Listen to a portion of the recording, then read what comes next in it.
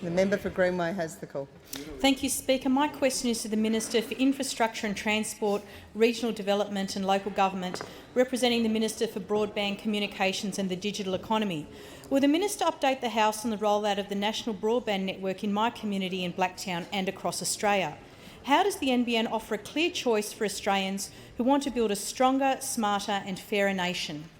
The Minister for Infrastructure and Transport, representing the Minister for Broadband, has the call. I thank the member for Greenway for her question and note that it was just a few weeks ago that the NBN was switched on in Blacktown. And the member, who is a proud advocate of the Blacktown community and the NBN, was present. And I note also the recent article from the Blacktown Advocate that said that Blacktown and NBN town divided. And that article spoke about how if the opposition policy gets up, there'll be some people in Blacktown with high-speed broadband and some people without high-speed broadband. Some people with fibre technology and some people with copper technology to their house. And that the Shadow Minister for Broadband and the copper economy over there, what he had to say in the local paper about this was that he acknowledged that the technology under their plan would need to be upgraded down the track. So it's acknowledged that you'll put in a second-rate system, knowing that you're passing on to future generations the need to upgrade the system in order to meet. How awful! He just doesn't get it. How awful, says the Leader of the Opposition. Why not try and get it right the first time and use 21st century technology rather than 19th century technology that was put in by the PMG? That's where they're stuck. That's where they're stuck. And the problem is that those opposite will create a digital divide in communities right around the country. They think it's all about downloading, but it's about uploading. This is as short-sighted as the famous quote of the late 70s from Ken Olsen, who said, "There is no reason for any individual to have a computer in his home." And we know today how fast technology has moved on. We know how vital the infrastructure of the 21st century is. We need to compete in the Asian century, and we need to compete on the basis of his seat.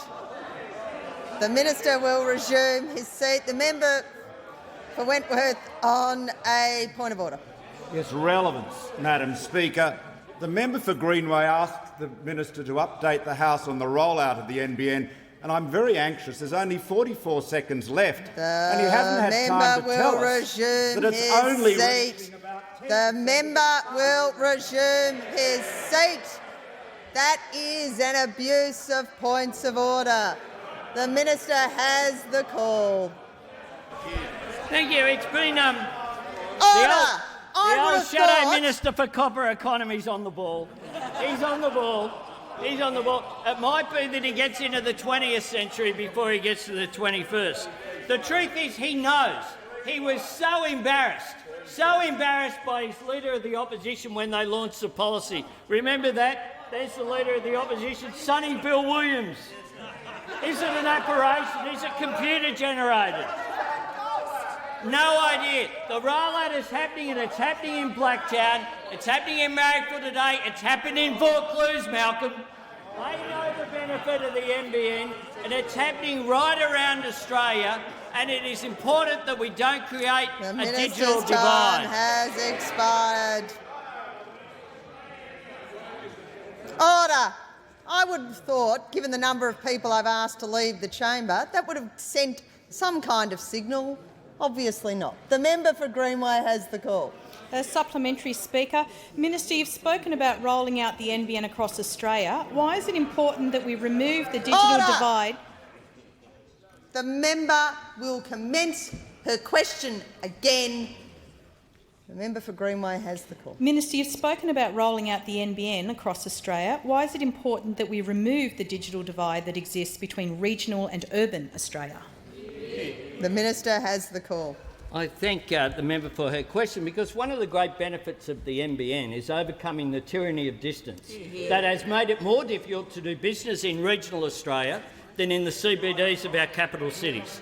That's why new areas switched onto the NBN so far this year include Gungahlin, Toowoomba, Coffs Harbour, Bacchus Marsh and Gosford. Right around the country in regional communities, the NBN is overcoming that tyranny of distance. That's why it's important that it be rolled out throughout regional communities so as to overcome the digital divide. But there's something even worse from the opposition, which comes to pricing policy, because we have ensured uniform national wholesale pricing, so that whether you live in Coffs Harbour or you live in Camperdown, you do it for the same price. But under their policy, that would go. Now, the National Party pretend leader, Barnaby Joyce, told the Senate less than 2 years ago that the National Party believes in uniform pricing absolutely. Well, they've been pretty quiet in recent times. And Fiona Nash said, at the same time, the Australian public, if they think a fibre to the node will deliver high-speed broadband to rural and regional areas, or they are being deliberately deceitful and are trying to trick the public into supporting a plan they know is flawed. Indeed, it is a flawed plan. It is broadband, and we need to make sure that the whole of Australia benefits from the